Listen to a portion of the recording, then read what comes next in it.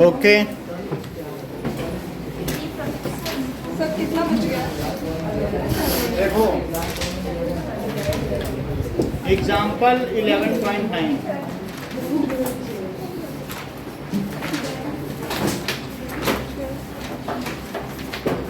Example 11.9 का figure देखो, बैठ जाओ।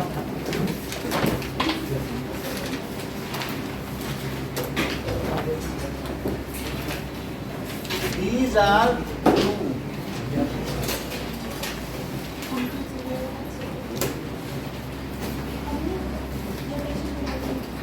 चलो और ये 3 है, 3 रजिस्टर्स, एक मीटर लगा हुआ है,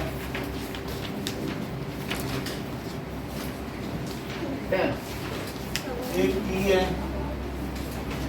बाकी सेल लगे हुए हैं। अब जरा देखो कि ग्राफ के में से ये मेरे में लाइन ड्रॉ है, तो लाइन किसी ड्रॉ नहीं कर दिया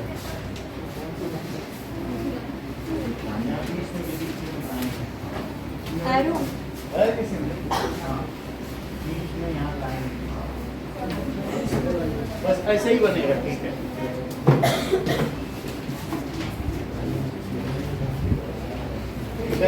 जो ओल्ड बुक है उसमें लाइन है, ये देखो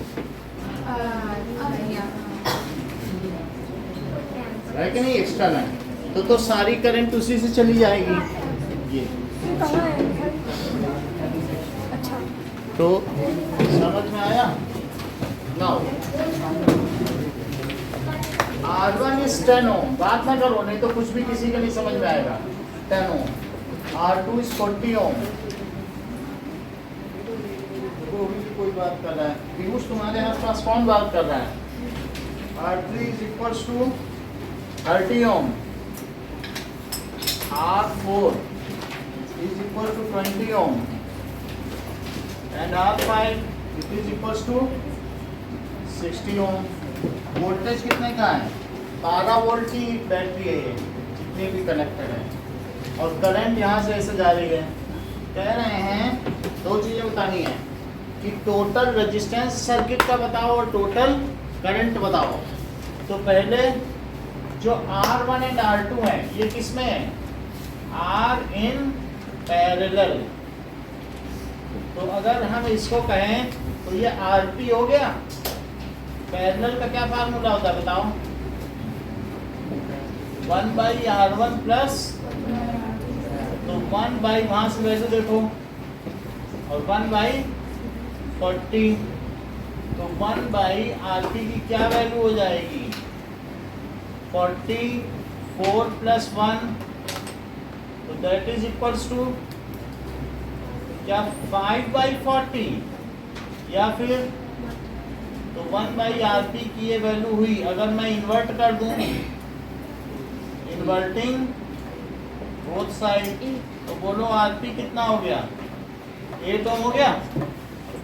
अच्छा, R3, R4 and R5 are separately in parallel, वे अलग से पैरेलल में। सो R3, R4 and R5 are separately in parallel। तो जरा देखो, इनके लिए अब RP वर्ड ना यूज करना, RP डैश कर देना, कोई नया नोटेशन होना चाहिए ना। तो क्या लिखने बताओ? 1/R3, 1/R4 और प्लस 1/R5। इसमें RP1 और RP2 नहीं ले सकते हैं? R12 ले सकती है और R3, 4, 5 ऐसा भी लोग लेते हैं। कैसे होगा? RP ना लिख के R12, मतलब 1 और 2 का निकाल लिया, और यहाँ 3, 4, 5 वो चीज़ अच्छी मानी जाती है। ऐसा आगे के क्लासेस में अपनी नोटेशन में डालोगे। अभी हमने RP रखा है, सही है, ठीक। जैसे R12 लिख देना और उसको R3, 4 ऐसे लिख सकते हो। तो क्या होगा? 1/30, 1/20 और प्लस 1/60, तो कितना हो जाएगा? 60, 2, 3 और 1, then it is 6/60 या फिर 1/10। तो बोलो आरपी डैश कितना हो गया, इन्वर्ट कर दो, इन्वर्टिंग बोथ साइड, सो आरपी डैश 10 ओम हो गया।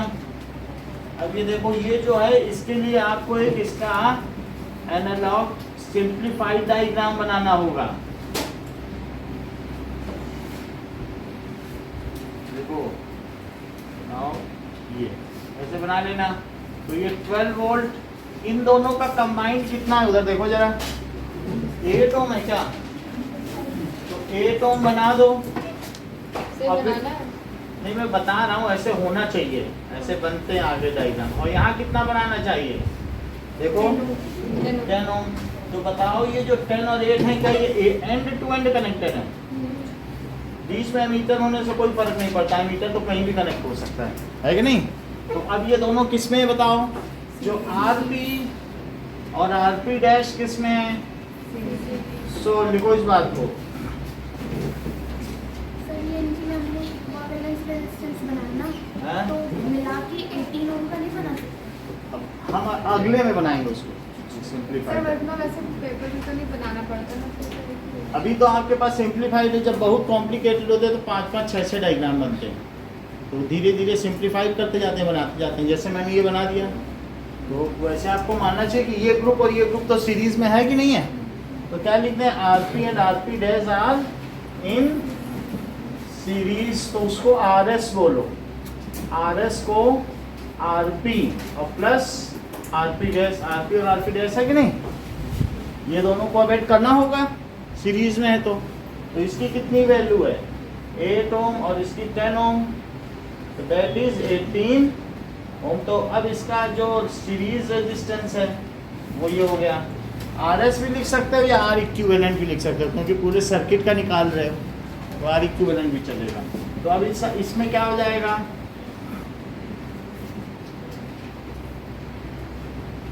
ये देखो, अब एक सिंगल रजिस्टर बना दो एमीटर के साथ, तो ये 18 ओम का हो जाएगा और बाकी करंट जा ही रही है, plus minus plus minus plus minus, एक ही बना दें ऐसा होगा।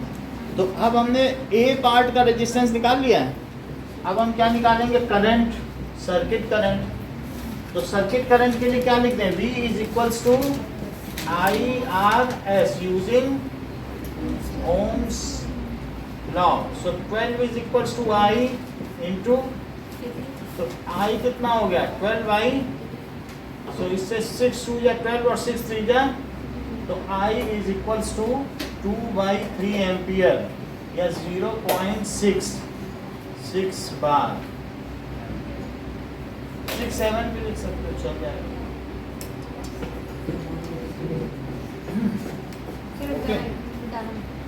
ठीक है, अब हम लोग सेकंड क्वेश्चन देखेंगे। 7 पे बाहर ना सर, फिर बार नहीं लगेगा, या तो 6 बार लिखो या 0.6। तो अप्रॉक्सिमेट कितना पड़ेगा? ठीक है, बुक में तो ऐसे ही लिखा है अप्रॉक्स। सर एक मिनट, 9th वालों से कुछ सीखो, ये 10th पढ़ रहे हैं, तुम लोगों ने कभी 11th पढ़ा?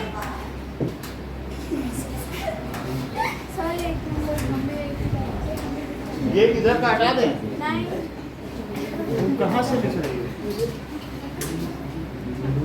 ऐसे कैसे कर रही हो?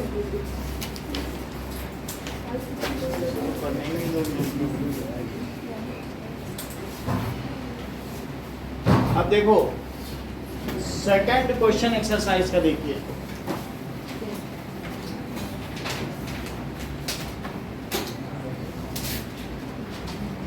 ये देखो ना, इलेक्ट्रिक लैंप है और टोस्टर है। हमने कल भी आपको बताया था, लैंप, टोस्टर और तीसरी चीज क्या है, वाटर फिल्टर। ये तीनों इंटेक्स्ट है, ये टोस्टर है,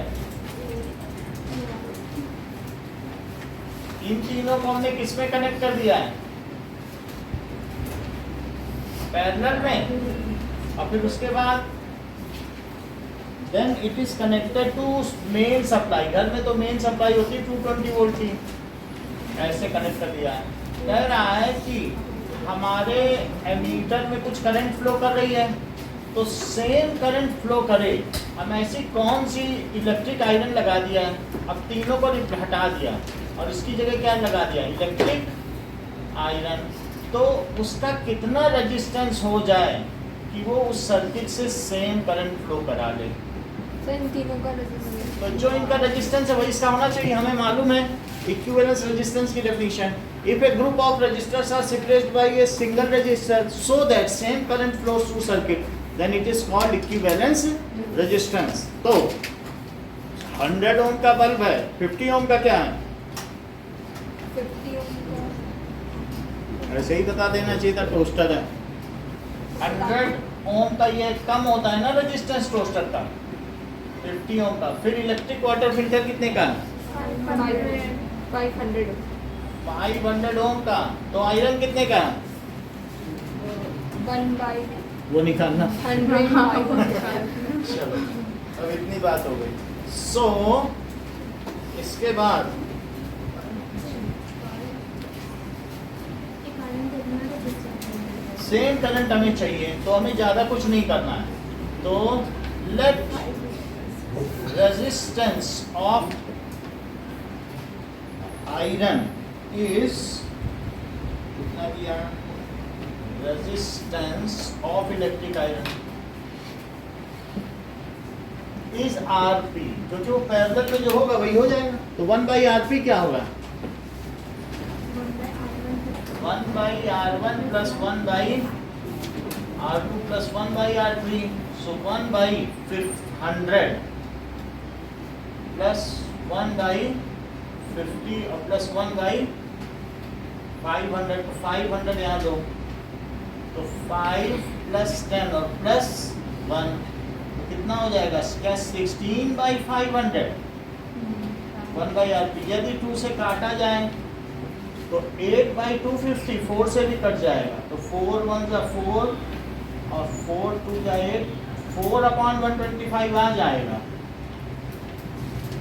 सो अब आरपी कितना हो गया? इन्वर्ट कर लो, तो 125/4 सही है।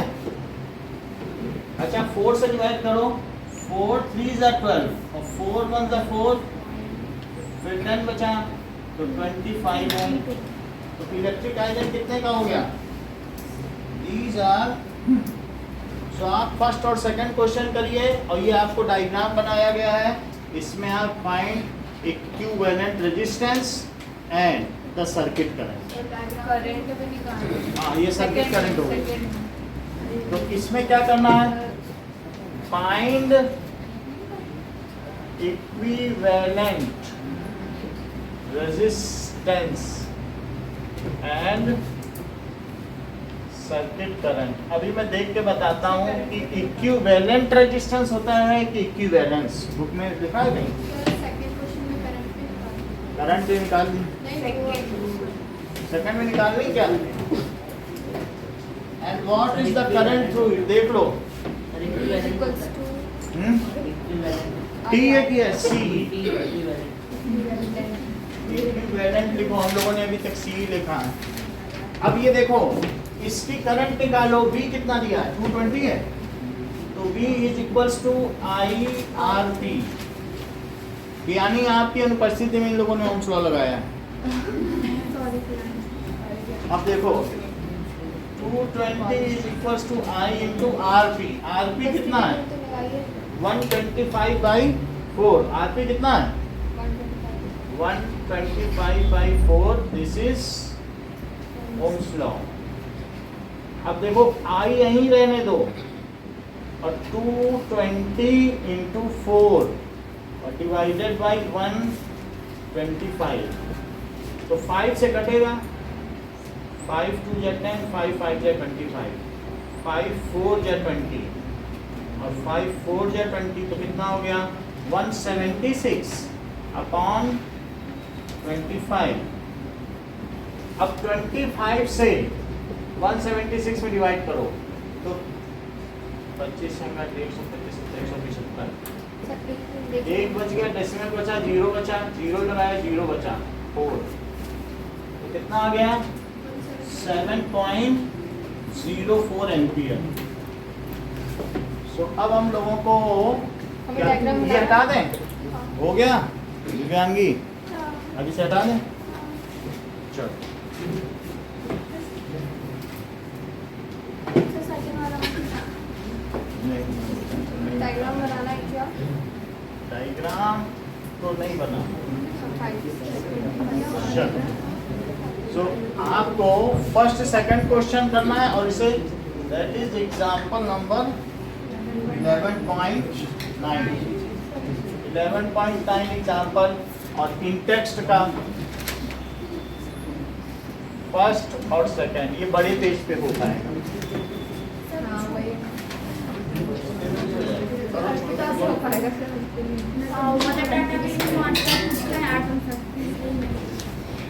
कुछ लोग बहुत अच्छे हैं, वो सेकंड पेज मानते ही नहीं, जैसे मैं जैसे सार्थक कभी भी नहीं। मेरा बहुत बच्चा हो रहा है। इंडेक्स तो वन में है सर। शायद का बस चले वो एक पेज का बचा। कराया तो था, ये लो पहला क्वेश्चन है कौन सा क्वेश्चन? प्रिया का पढ़ने का दिल नहीं करता। नहीं तो वो रक्षाबंधन बना रक्षा में आई थी क्या?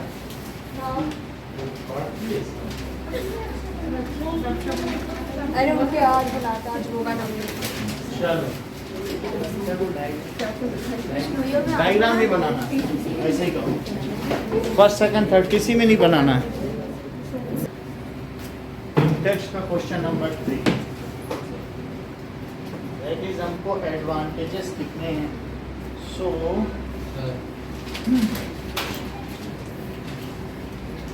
इन पैरेलल कॉम्बिनेशन ये एडवांटेजेस हैं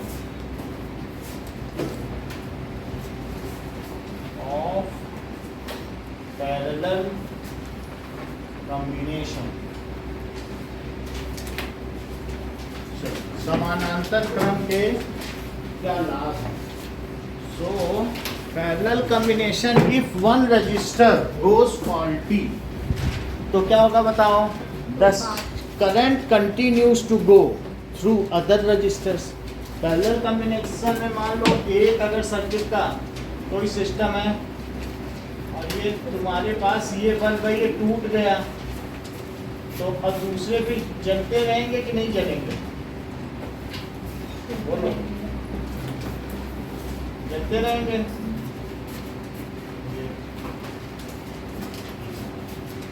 So if one resistor goes faulty तो इसमें करंट जाएगी कि नहीं? इसमें नहीं जाएगी बस। So if वन रेजिस्टर या कोई अप्लायंस भी हो सकता है गोज, हाँ बोलिए, सर वो स्टेटमेंट क्या था? फॉल्टी। अब हमें उन्हें सीरीज में दिखाना अगर मान लीजिए वो फॉल्टी हो जाती है तो हाँ बोलिए, तो क्या होगा? तो वो सीरीज वाला मतलब सीरीज में उसका इक्विवेलेंस रेजिस्टेंस जो भी है या यही लिख लीजिए। तो goes faulty then current continues to flow through other registers.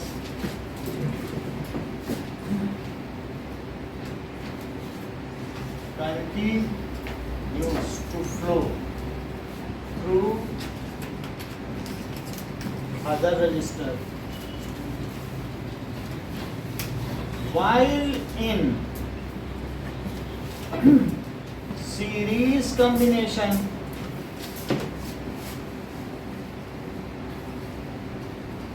if one resistor goes faulty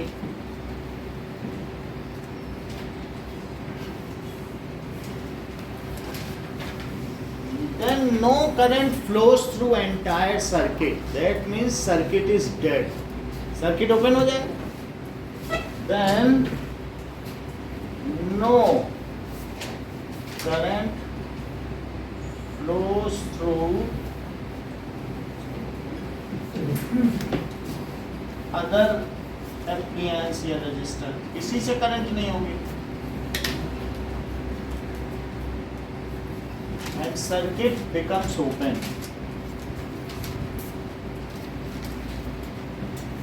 कहने का मतलब है कि मेरे पास एक ये कॉम्बिनेशन है जिसमें ये बल्ब खराब हो गया, बाकी ठीक थे, तो बोलो इसमें करंट फ्लो करेगी कि नहीं?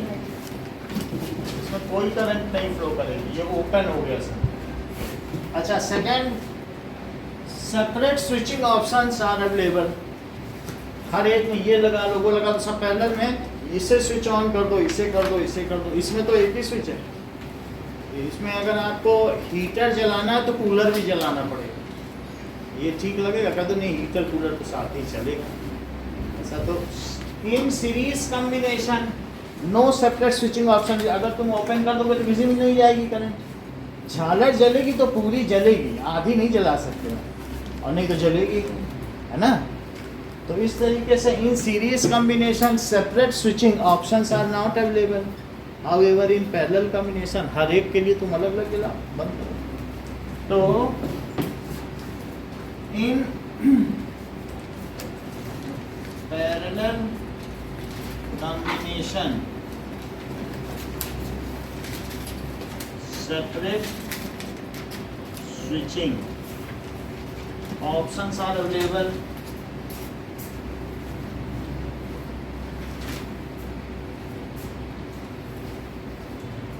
while in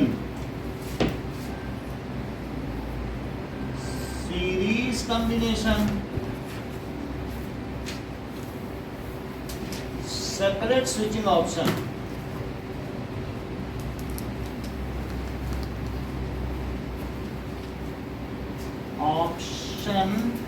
is not available। अच्छा, एक बात और देखो, मान लीजिए कि हमारे पास ये 4 रजिस्टर हैं और मैंने हाउस होल्ड की, दैट इज ये लाइन वोल्टेज, जिसको कहते हैं लाइन वोल्टेज। लाइन वोल्टेज को कई बार इससे भी रिप्रेजेंट करते हैं। अगर ऐसे कहीं दिखाया जाए तो 220 वोल्ट मान लेना। घर की सप्लाई को कैसे करते हैं? क्योंकि एसी करंट है ना, प्लस माइनस होती रहती है, तो ऐसे भी दिखा, लाइन वोल्टेज ऐसे दिखाया जाए तो मान लेना ये, ठीक है? तो यहाँ जरा देखो, मान लीजिए कि ऐसे कनेक्ट किया, 4 डिवाइस हैं, तो सबके ऊपर 55 वोल्ट का ड्रॉप होगा अगर सब एक जैसी हैं। तो मतलब ये बैटरी और सेल जैसा काम कर रहा है। ये सेल की तरह काम कर रहा है, लेकिन ऐसे दिखाते हैं करके। तो अब बताओ, ये ज़्यादा अच्छा है कि अगर किसी रजिस्टर पे 220 वोल्ट लगाया जाए तो वो ज़्यादा अच्छा है? ज़्यादा वोल्टेज लगाओगे तब अच्छा काम करेगा कि कम? तो बोलो किस केस में एप्लियंस अपनी फुल एफिशिएंसी के साथ वर्क करेंगे?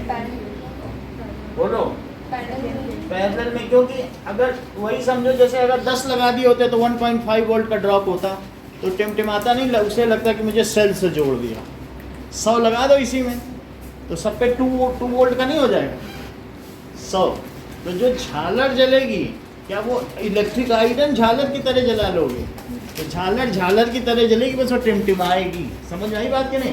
क्योंकि ड्रॉप डिस्ट्रीब्यूट हो जाता है। मेरा कहने का मतलब है, जो पोटेंशियल ड्रॉप अगर डिस्ट्रीब्यूट कर दोगे, अगर सीधा ऊपर से नदी गिरे तो कितनी तेज धार होगी, तो नहीं तुम्हें थोड़ा सा गिराएंगे, फिर थोड़ा सा गिराएंगे, तो वो धार बन पाएगी। So if potential drop is distributed, तो वो अपने एफिशिएंसी में नहीं काम करेगा। मेरा कहने का मतलब है, उसी एसी को तुम एक सेल में लगा दो 2 वोल्ट पे, तो अच्छा काम करेगा कि 220 वोल्ट से सीधा लगाओ, वो ज़्यादा अच्छा है कि नहीं? So in series combination potential drop is distributed, और in parallel combination all appliances are directly connected to 220 volt, so they work at their full efficiency. सब अपनी पूरी क्षमता से काम करते हैं, ठीक है कि नहीं? So in parallel combination,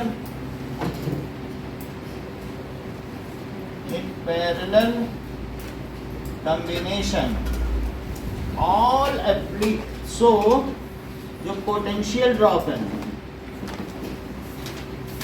eight each register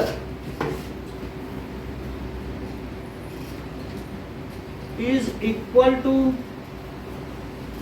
ठीक है, वोल्टेज ऑफ सप्लाई लाइन या potential difference of supply line जो यहाँ पे है, जो कि 220 वोल्ट है, दैट इज, आप सिंपली भी लिख सकते हो सप्लाई लाइन वोल्टेज। वोल्टेज ये चलती भाषा खूब बोली जाती है। So they work at their full efficiency in series combination. क्या होगा? इन, जैसे समझो, in series combination potential drop क्या होगा? ठीक है, is distributed, so appliance does not work at full efficiency। देखो, कहने का मतलब है, यहाँ देखो, अगर मान लो ये मैंने 10 वोल्ट लगा दिया और 2 रजिस्टर हैं, ये दोनों 5 वोल्ट के हैं और ये 10 वोल्ट है, ठीक है। और अब जरा देखो, ये 5 है और ये 5 है। अगर 2 पैरेलल में हो गए, तो मैंने पैरेलल में लगा दिया 10 वोल्ट, तो रोमिल क्या तुम बता सकोगे कि इनका 5 ओम और 5 ओम, 5 ओम के रजिस्टर है, यहाँ पे इनका बता सकते हो कि इक्विवेलेंट रेजिस्टेंस कितना हो जाएगा अगर 2 लगाएं? ये ठीक कह रहे हैं अगर 2 लगाए तो हाफ कर दो 5/2, 3 लगाए तो 5/3। इनकी सोच बहुत प्रैक्टिकल है, क्योंकि 1/5 + 1/5 2 बार जोड़ा, फिर पलट दिया, तो 2/5 को 5/2 कर दिया कि नहीं? ये चीज इन्होंने मन में की है। और 3 लगे होते तो क्या कर देते?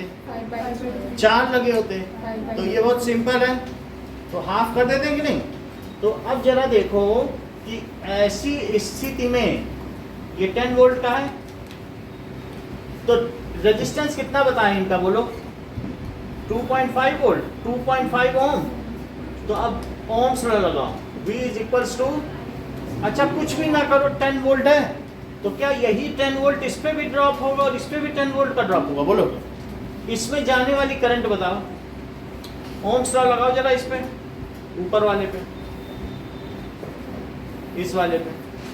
V = I1, तो V कितना है? I1 नहीं मालूम है, और R1 कितना है? 5, तो बोलो I1 कितना हो जाएगा? 2 एम्पियर। आगे चल के तुम जूल्स हीटिंग लॉ देखोगे, अभी दिखाएंगे तुमको, आगे पढ़ने वाले हैं। जैसे इन्होंने पहले पूछ लिया, तो किसी भी चीज की जो एफिशिएंसी होती है हीट डेवलप, तो that is equals to I² RT। क्या होती है? I², या जितनी देर के लिए है, तो H/T तो पावर होती है क्या भाई? जो हीट डेवलप्ड या एनर्जी डेवलप्ड, एप्लायंस तो हीट ही देगा और क्या दे सकता है बेचारा। तो वर्क डन अपॉन टाइम यानी रेट ऑफ वर्क डन क्या होता है? That is equals to power. आप ये समझ लें कि कितना ना भी समझे तो ये बताओ पावर क्या होती, बोलो? W/T होती है।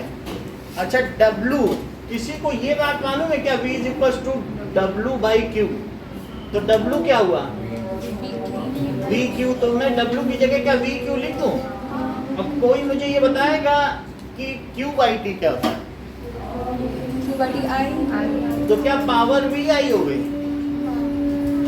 अब पावर हो गई VI। अब V पे जरा ओम्स लॉ लगा लो, या I पे लगाओ Ohm's law.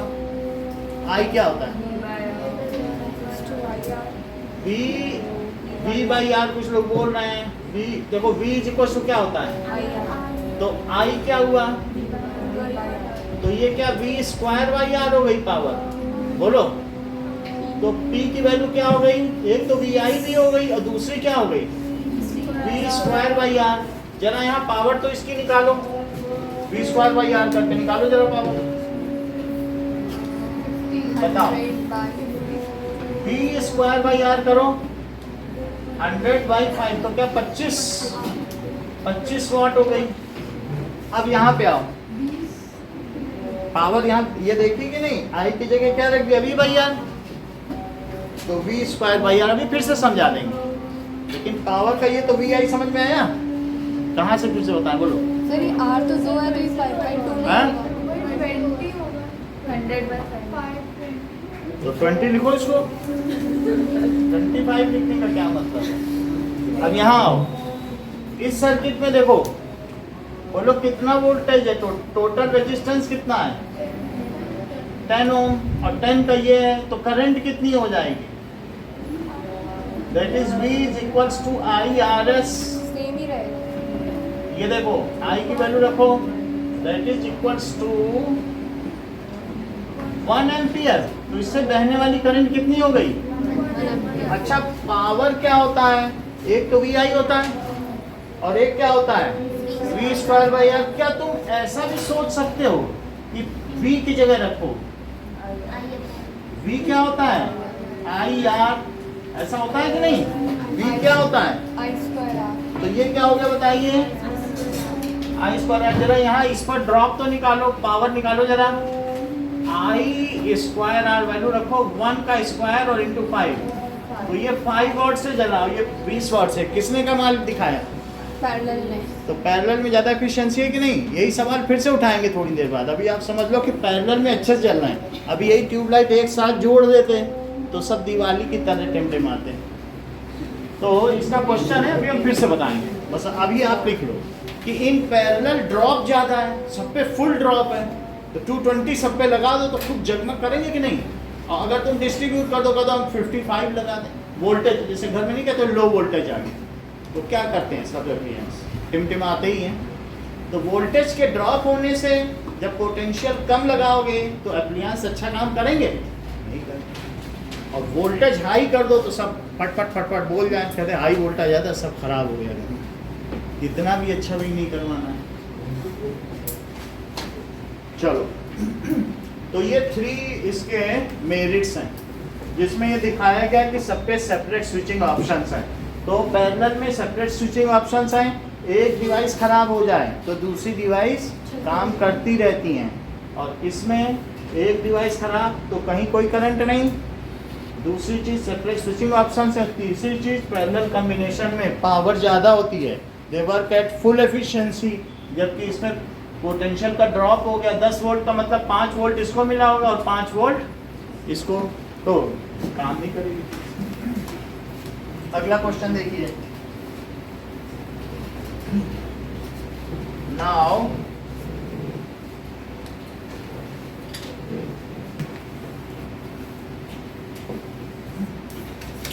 next is how can 3 resistors be connected to get a total resistance of 4 ohm and 1 ohm? Fourth question. So 3 resistors हैं, 2 ohm, 3 ohm, 6 ohm, और हमें 4 ohm चाहिए, तो मैं कैसे कनेक्ट करूँ 2, 3 और 6, और जिससे हमें 4 मिल जाए। तो 3 और 6 को जरा कनेक्ट करो। अगर मान लो 3 और 6 को ऐसे कनेक्ट करो, 3 ओम और 6 ओम, और फिर आगे 2 ओम कर दो, देखें क्या इससे कुछ बनेगी बात। ये A है, ये है B, तो let 3 ohm and 6 ohm are connected in parallel, तो इसको क्या कहेंगे, 1/RP कितना हुआ। सीरीज की कुछ फायदे नहीं है क्या? सीरीज जैसी झालर है, डेकोरेशन पर्पस के लिए होती, बस झालर बनती है सीरीज में, कुछ नहीं। अब देखो बाकी सभी 1/R1 प्लस 1/R2, 1/3 और प्लस 1/, तो यहाँ 6 लिखो, दिस इज 2, दिस इज 1, तो 3/6। इससे क्या पता चलता है, इन्वर्टिंग बोथ साइड, इन्वर्ट करो 1 और 2, तो बोलो RP क्या हो जाएगा, क्या 2 ओम, सही है। हाँ, तो अब 2 ओम और 2 ओम छोड़ोगे। अब जरा देखो, अब इसको इक्विवेलेंट करो, इस वाले को लिख दो आर पी, वो कितना हो गया 2 ओम, ये पूरा 2 ओम हो गया कि नहीं।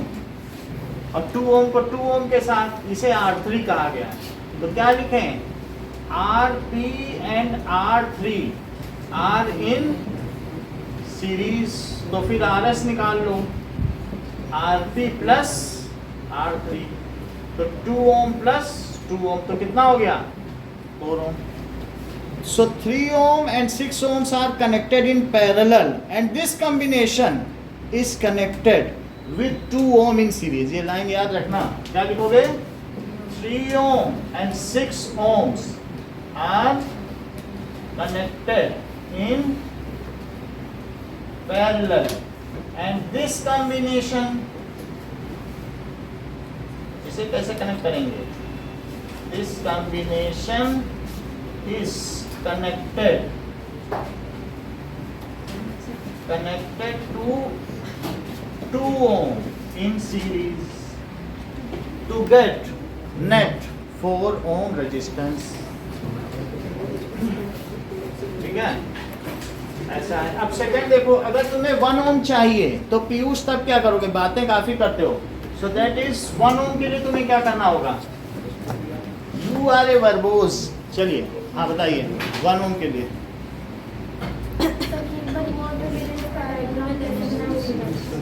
ये इन दोनों को 2 लिख दिया, यही तो 2 था, देखो ये 2 है। तो आरपी ये पूरा कितना है, क्या 2 नहीं है। अच्छा बताओ, हाँ क्या बता रही थे, जैसा कि पीयूष ने हम सभी लोगों को बताया कि हम इन तीनों को इसमें कनेक्ट कर दें, चेक करें सही बता दे रहे हैं, कई बार ये नहीं भी बता। तो 3 ओम 6 ओम एंड 2 ओम, सो बताओ 1/RP क्या हुआ, 1/3 और 1/6 और 1/, जरा देखें 6 है तो 3 2 जा 6, 6 1 जा 6, लेकिन आज इन्होंने सही बताया,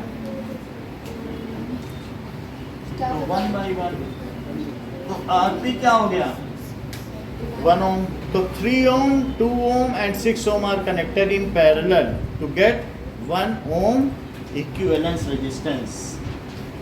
3 ohm 2 ohm and 6 ohm are connected in parallel, इन्हें समानांतर क्रम में जोड़ना होगा to get, जिससे कि हमको तुल्यांक प्रतिरोध 1 ओम का प्राप्त हो जाए। when ohm equivalent resistance, कहा गया है अंशिका कि 4 resistances are how to be connected to get a maximum resistance and minimum resistance। अब यहाँ मेरी आप कुछ मदद कर दें, पता ही नहीं चल रहा है कि मैं मैक्सिमम रेजिस्टेंस हाईएस्ट के लिए सीरीज में। अच्छा, सो 5th क्वेश्चन में कहा गया है टू गेट हाईएस्ट रेजिस्टेंस, ठीक है, लोवेस्ट और highest, highest resistance all registers,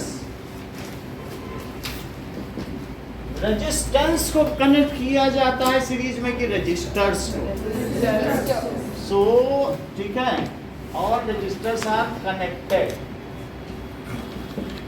in series.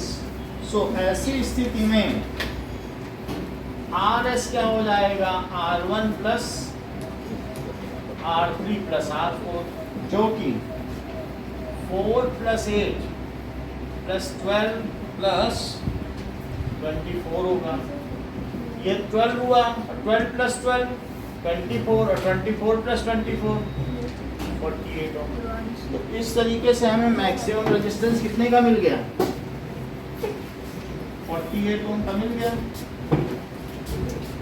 अब देखो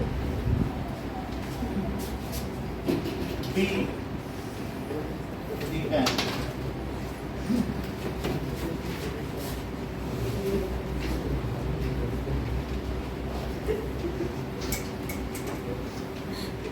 नाउ अब इनसे हमें क्या चाहिए बताओ, मिनिमम रेजिस्टेंस था, तो क्या किया जाए, to get minimum resistance all resistors are connected in parallel. So 1 by RP क्या हो जाएगा,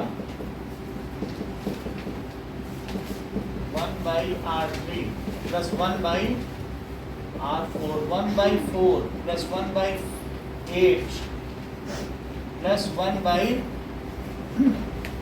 12 प्लस 1 बाई 24। तो यहाँ 24 लीजिए, 4 से करेंगे तो 4 6 जा, 8 3 जा, 12 2 जा, 24 1 जा, तो ये ऊपर क्या 12 आ गया, 12 बाई 24, 1 बाई आर पी, तो 1 हो गया, 2 हो गया, तो 1 by R P is 1 by 2, तो आर पी क्या हो गया 2 ओम। तो क्या ये सबसे कम से भी कम है, और वो सबसे ज्यादा से भी ज्यादा है। इसी बात पे पियानी आप मुझे 3rd 4th 5th क्वेश्चन करके दिखाएं, सिर्फ पियानी, पर्ची सबको दे देंगे। पैरेलल कम्युनिकेशन का कितने क्या हाँ? बोलो सारे हर में हर वो 2 है क्या, इंस्टेंट हाँ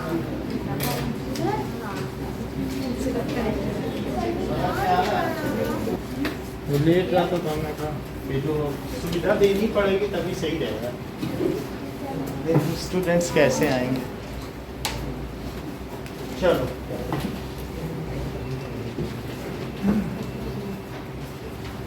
नाउ फर्स्ट क्वेश्चन देखिए,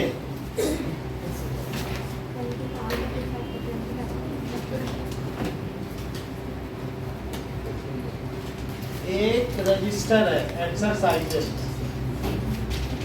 और उसको 5 हिस्सों में काट दिया गया है। ये देखो, ये रेजिस्टेंस है, हाँ, और इसको किसको चाहिए 5 पार्ट्स में कट कर दो, तो उससे क्या होगा नहीं, 5 पार्ट्स में, क्योंकि लेंथ के ऊपर डिपेंड है, अगर लेंथ डबल कर दो तो रेजिस्टेंस डबल हो जाता है। 5 हिस्से में काट दो तो हर एक का कितना हो जाएगा रेजिस्टेंस, सो रेजिस्टेंस डायरेक्टली प्रोपोर्शनल होता है कि नहीं। सो अगर मैंने सबकी लेंथ कम कर दी, so resistance of each part कितना हो जाएगा आफ्टर कटिंग, विल बी क्या R/5 हो जाएगा, इस वाले का भी R/5, इस वाले का भी R/5, इस वाले का भी R/5, इस वाले का भी R/5, क्योंकि 5 हिस्सों में काट दिया ना। लेंथ बढ़ा दो तो रेजिस्टेंस डबल होता है, डबल करने से, और हाफ कर दो तो हाफ, 5 हिस्सों में कर दो तो R/5 मिलेगा। अभी इन सबको हमने किस में कनेक्ट कर दिया, पैरेलल में, हर एक R/5 को। तो कह रहा है कि जो शुरुआती रेजिस्टेंस था R, और अब में क्या फर्क आएगा, जो आपने काटे हैं उन सबको अब पैरेलल में कनेक्ट कर दो, तो ऐसी स्थिति में ये भी R/5, सेल लगाने की जरूरत नहीं है, बस ये रेजिस्टेंस का मामला है। तो नाउ इन पैरेलल कॉम्बिनेशन का फार्मूला लगाओ, तो 1/RP क्या होता है, 1/R/5 plus 1/R/5 plus 1/R/5, तो ये 5 कहाँ जाएगा, पलट जाती ना नीचे की चीज, तो क्या हो जाएगा 5/R प्लस 5/R, ऐसा 5 टाइम्स होगा, 25 तो 5 टाइम्स हो गया, तो that is 5 plus 5 plus 5 plus 5 plus, और नीचे R हो जाएगा, तो 1/RP क्या हो जाएगा 25/R। ये समझ में आया, इसको पलट दिया और पलटने के बाद इनका एलसीएम ले लिया, तो 5 प्लस 5 से क्या हो गया 25/R। अब इन्वर्टिंग कर दो फिर से, तो क्या होगा तो बोलिए आरपी क्या हो जाएगा, आर बाई, अब वो आपसे क्या पूछ रहा है, then the ratio of R upon R by, मतलब ratio of R and R P. तो क्या हुआ बोलो, आर अपॉन आर पी, ये नीचे चला जाके 25 ना आ जाए, मतलब उसे वो आर डैश कह रहा है तो आप आर पी बोल दो चाहे आर डैश कह दो, तो क्या आंसर करेक्ट हुआ, 25 इसमें क्या कहें, D is correct, D is correct. सबने जमा कर दिया, जिसको पूछना है पूछ हम फिर से बता देंगे। सबकी पर्ची जमा हो गई, देख लो पहला है, पहला क्वेश्चन देखो एक्सरसाइज का, एक रजिस्टर को 5 हिस्सों में काटा गया, तो रजिस्टर अगर कट कर दो कि लेंथ कम होगी तो रेजिस्टेंस भी कम हो जाता है, क्योंकि लेंथ के डायरेक्टली प्रोपोर्शनल होता है। तो अगर 5 हिस्से कर दिए तो सभी का रेजिस्टेंस कितना हो जाएगा, आर बाई 5 हो जाएगा कि नहीं, और उन्हीं को अब किस में जोड़ दो, पैरेलल में, जो हिस्से कट किए हैं उन सबको किस में जोड़ दो, तो अब ये फार्मूला लगेगा कि नहीं पैरेलल के लिए, तो 1/r/5 1/r/5 से लगा दिया, लेकिन 5 तो ऊपर चला जाएगा ना, तो r नीचे और सबके 5 जुड़ गए, तो क्या ये 25/r हो गया, और अब मैं दोनों तरफ पलट दूं, और ना ये पलटना चाहो तो यही तुम्हारा आंसर आ गया, r/r is 25। उतना सब करने की क्या जरूरत है, इन्वर्ट भी क्यों कर रहे हो, यही नहीं आ गया, तो इससे क्या इम्प्लाई हुआ बताओ, r बाई, तो डी इज करेक्ट। ठीक, ये नीचे की चीज तो इधर ऊपर चली जाती है। अब जरा देखें कि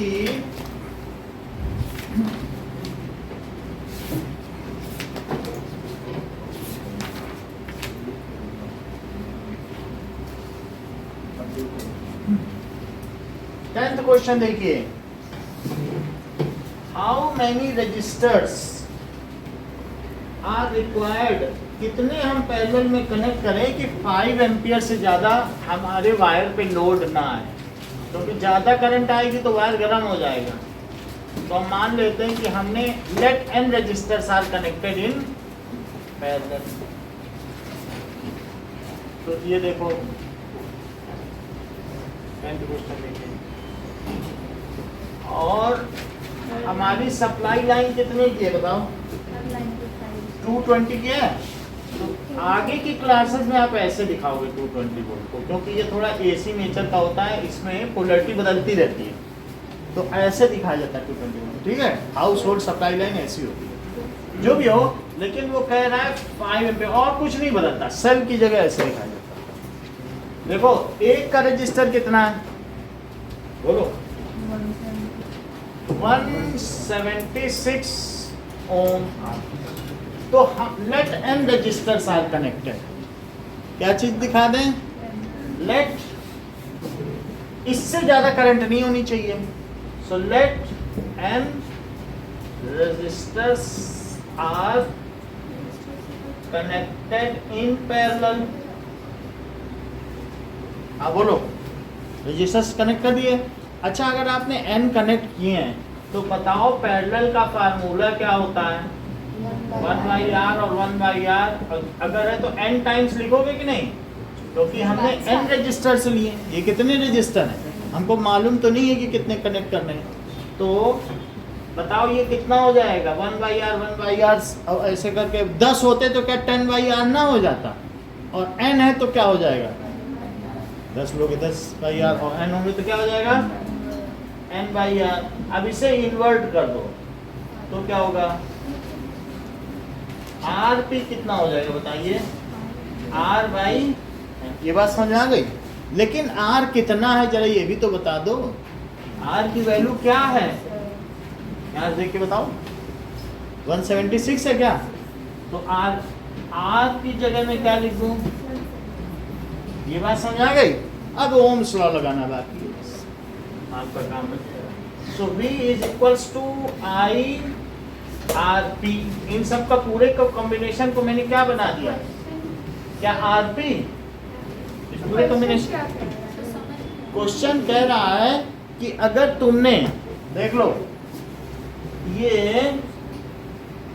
ये है, और मैंने मान लो यहाँ पे ऐसे लगा दिया, ये 220 वोल्ट है, और अगर मैं 110 ओम लगाऊं तो मुझे बताओ कितनी करंट जाएगी इससे, बताओ जरा।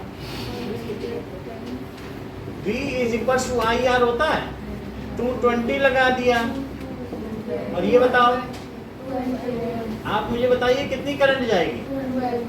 अच्छा, किसी ने कहा एक और बल्ब लगा दो, आज घर में रोशनी की जरूरत है, लड़के की शादी है, तो इसने 110 का और लगा दिया, अब कितनी करंट जाएगी? क्योंकि दोनों पे 220 वोल्ट का ड्रॉप है, इस बात का ख्याल रखना। ये पैरेलल है, तो इसमें गई 2 एम्पियर और इसमें भी कितनी गई, तो मेन सर्किट करंट कितनी हो गई, बोलो 4 एम्पियर। एक ने कहा और लगाओ, अब वो जो तुम्हारा मेन है फ्यूज ना, वो 5 एम्पियर से ज़्यादा लोड ही नहीं लेता, फ्यूज वायर होता है ना, वो मेल्ट हो जाएगा, ज़्यादा करंट जाएगी। तो जैसे उसने तीसरा लगाया, घर में दिवाली बन गई। क्यों? क्योंकि 110 ओम पटाखे छूटने लगे, तो 220 वोल्ट, तो इसमें भी 2 जाएगी ना। अब कितना बोलो हो गया, तो तुम्हारा यहाँ एक फ्यूज लगा था, फ्यूज वायर की रेटिंग कितनी थी, 5 एम्पियर। तुम्हारा जैसे ही करंट ज्यादा हुआ, फ्यूज वायर मेल्ट हो गया, सेफ्टी फ्यूज होता है ना, तो फिर उसके हाँ वो नीचे सिंबल किसका है? कुछ नहीं, एक फ्यूज वायर लगा, समझ आई बात कि नहीं।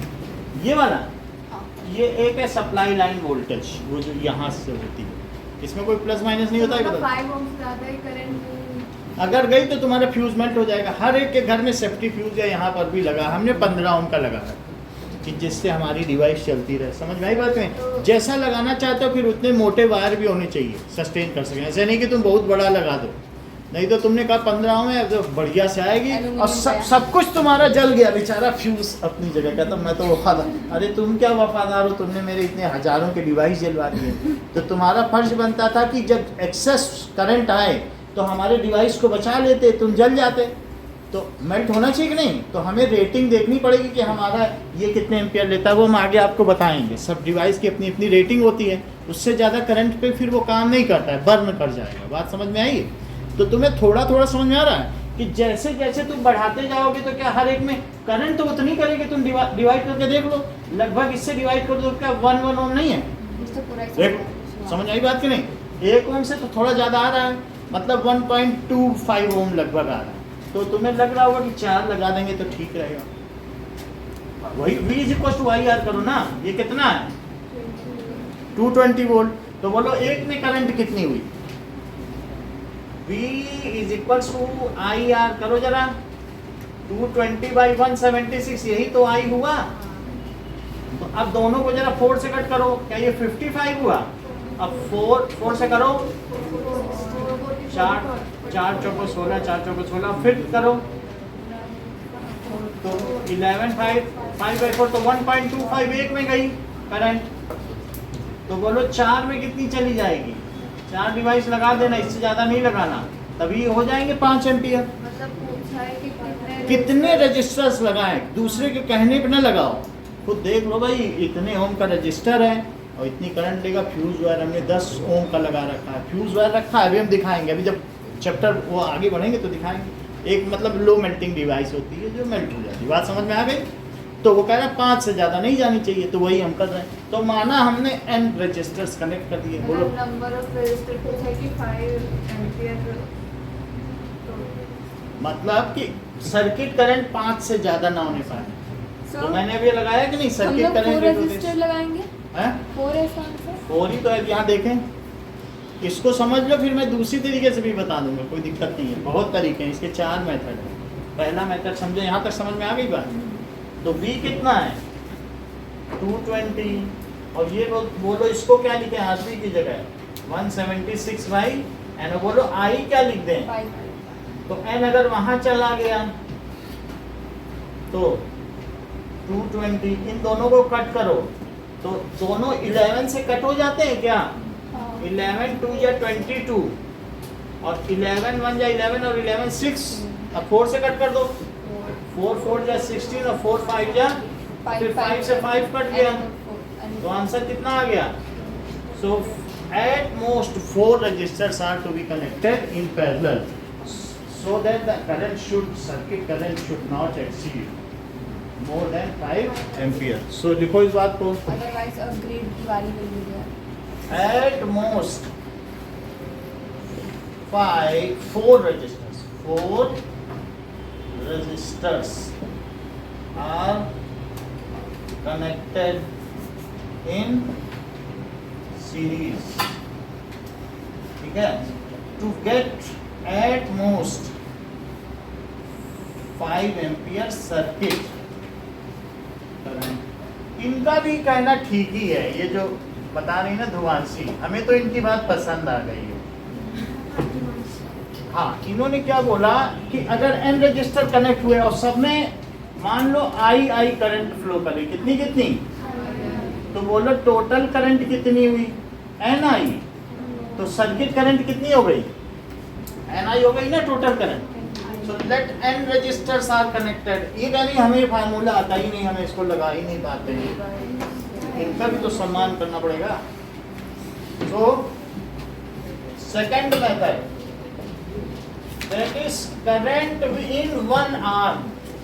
एक भुजा में बहने वाली विद्युत धारा, करंट इन वन, एक भुजा में कितनी बह रही. तो जरा बोलो V is equals to IR. V कितना है? क्या सब पे ड्रॉप 220 ही है? I1 R1. अब I1 करना चाहते क्या? हमने I लिख दिया या I डैश लिख लो. तो I, ठीक है, तो it is equals to I into 176. ऐसा हमने ओम्स लॉ से किया है. तो बोलो I कितना हुआ? सब पैरेलल में लगाना ना, क्वेश्चन में लिखना पैरेलल. अब यहाँ देखो, बोलो I कितना आया? अभी हमने करके दिखाया था. तो 20/16 आ गया था और 5/4, तो I कितना आ गया? तो I कितना आ गया बताओ? 5/4 हो गया. और ये बताओ, and there are n arms. कितनी आर्म्स हैं? So there are n such arms. So बताओ टोटल करंट कितनी हो जाएगी? इज इक्वल्स टू NI नहीं हो जाएगी. लेकिन टोटल करंट का 5 एम्पियर दी है क्या किताब में, और I की कितनी वैल्यू आई है? तो N क्या हो जाएगा? तो N की वैल्यू 4 नहीं है. अब ये चाहो ये लगा, मतलब एक में हमने करंट निकाल ली, और लेकिन ऐसी कितनी आर्म्स हैं? N arms. तो टोटल करंट कितनी हो गई? लेकिन टोटल करंट तो 5 होनी चाहिए. बाकी जो 2 मेथड है वो पावर पढ़ाने के बाद कराएंगे. आज के लिए इतना ही खेल है. अभी और इजी भी बताएंगे, इससे आगे भी.